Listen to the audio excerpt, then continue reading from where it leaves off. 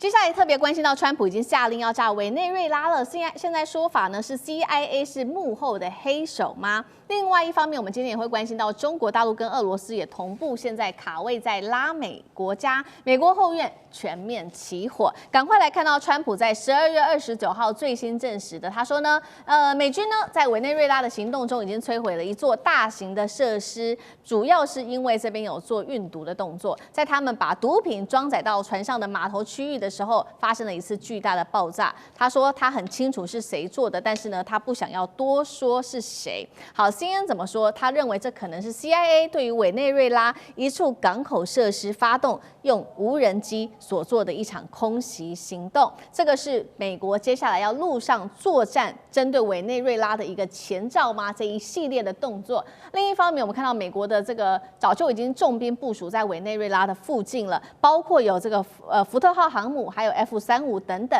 到底何时可能真的会动手？川普的进攻计划又是什么？张将军怎么看？我认为在这一方面，因为美国是极限施压，直线施压逼马杜罗下台，这是不流血，你就自己卷铺盖，想办法找个地方就交差了事了。这个如果极限施压没有逼马杜罗下台，那他现在就希望美国是希望经过极限施压，他内部推翻。那内部推翻呢？那有没有这个内应够不够，力道够不够？马杜罗会不会因为被推翻，或者造成6.1事件？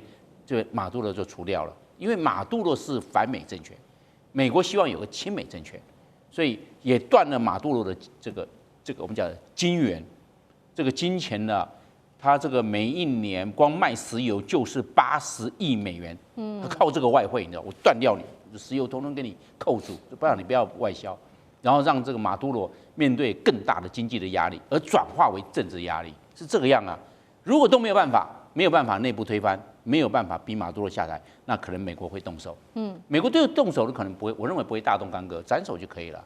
美国有这个能力，外科手术式的斩首行动，那这是下之策，毕竟动武了，毕竟这个流血了，而且只要是动武就会有风险，因为美国只要动武，美国一定会损兵折将，不可能美国海豹队一个完事而归，一个人都没有损失，不可能的嘛。双方都会有交战，一定会有损失，只是人数的多寡而已啊。那川普是不是要面对美国内部的压力？又是另外一个问题了。对，所以美国现在的直接这个3步走，这3步走会走到目前的状况，我认为还停留在第1步到第2步之间，还没有到第3步。那现在一直在直线施压，对他的炼毒厂炸，他感觉为什么不对军队炸呢？就炼毒厂啊，他没有对炸军事目标啊，那逼这个极限施压，看他的内应够不够。我认为到现在为止啊，因为马杜罗掌控了委内瑞拉的政权3年了，对，3年的话，各种的布局、布阵、布势都差不多了，所以他是牢控住的。所以真正要这个不流血，让马杜罗下台，这个难度还是蛮高的。对，所以都拖了4个多月，还有这个状况吗？还是没有办法解决啊？所以我认为这个状况，我认为还有待观察，因为。美国还有多少的要愿意付多大的风险跟多少的代价，这是美国去估量的。美国可不可以达成这个任务，就会达成他的这个目标？我认为目标不是问题，是要付出多大的风险跟代价，这是美国去估量的问题。好，现阶段为主，这个美国还是持续的做极限的施压。那针对于这一场行动，也有在解读说，到底是 CIA 做的，还是美国的特种部队所做的？那今天川普这个动作到底有没有正当性？因为他说是弃毒行动嘛，还是有没有侵犯主权的问题？像这些问题又怎么看？如果还从另外一个角度，美国对委内瑞拉要什么？2个，要石油，制造石油的控制权；第2个，要它的中南美洲的后门当中，它要能够把握。真正的核心是这些东西啦，就 CIA 弃毒，这些都是门面的，不会说法。但如果刚刚将军所提到的，但已经4个多月了，以美国这么强大的军力，航空母舰都到那里，还不止1艘，那到底他忌讳什么？为什么不打？都大家在看的。我自己认为是主要2个。第一个就是前面刚刚讲，其实美国在衡量这个代价当中来讲，其实还是有所犹豫。对，因为最重要犹豫什么？如果美国是我把你攻打下来的，不就变成我的领土，那也倒罢了。美国就是个讨厌治理的人，他只要好处，他只要把我不要人换到我要的人。可是你现在熊熊的把现在委内瑞拉的部分整个领导班子拿掉之后，可能会让他一乱了，他其实石油也不见得拿得到。我觉得就第一个就是他那个东西很难搞，第二个部分还是来在于背后中国的力量跟俄罗斯的力量，军事同盟到什么样的地步？而且里头的很多石油事实上是中国大陆的国企投资的，也就是说中国大陆到现在对委内瑞拉并没有发布撤侨计划，就比方说这个情势，中国还是看在眼底。各位一定要注意哦，这个当中有个潜在的这个国际的部分的拔河或国际的这个部分拉扯。我举个例子，巴拿马运河，今年年初的时候不是说拿回来要出兵等等，到现在呢？巴拿马也说我会配合美国，1年了下去了，李嘉诚的党还没卖掉啊。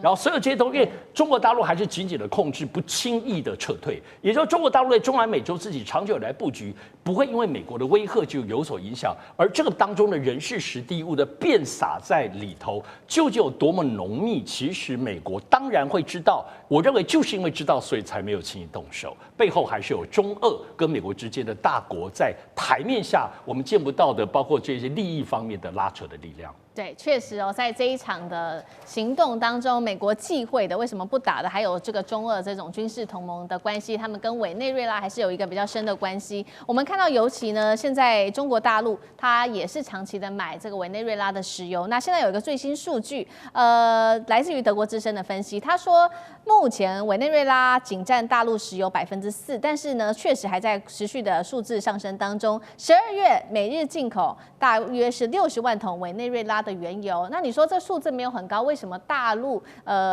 为什么这么在意这个地方？主要就是因为有3个战略意义。第一个就是强化大陆的能源自主，也就是不会再被西方持续的制裁卡脖子。另一方面，也可以在美国的后院持续的卡位。那同一时间，刚刚提到的另外一个国家俄罗斯，对于委内瑞拉来说也是非常重要的，它是委内瑞拉最大的武器供应国。学者这样分析，委内瑞拉危机是自古巴危机以来，美国首次被迫在拉美事务当中直接跟俄罗斯来做协商，所以这一次的军事行动反而替大陆制造了独占委内瑞拉石油的一个机会吗？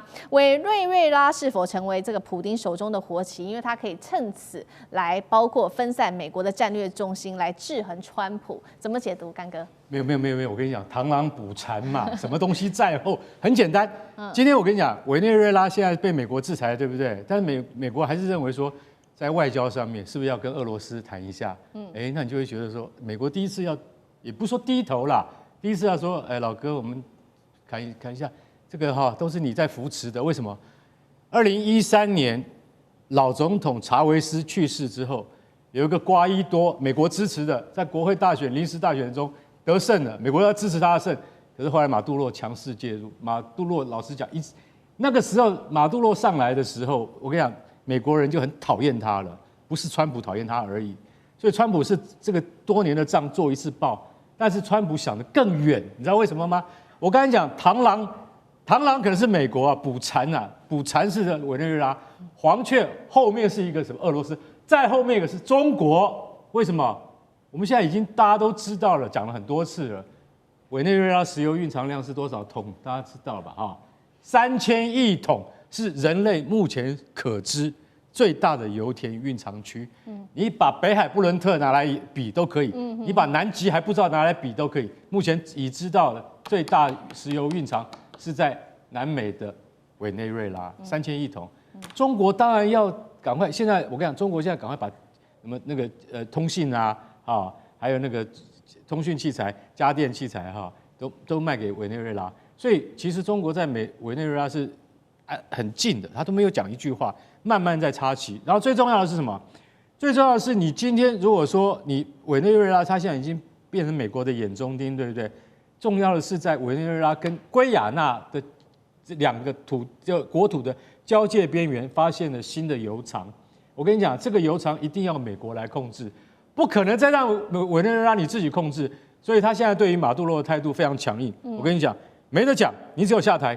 你不下台的话，我跟你讲，现在不是只有打死毒枭而已，我连油轮都会拦下来。为什么？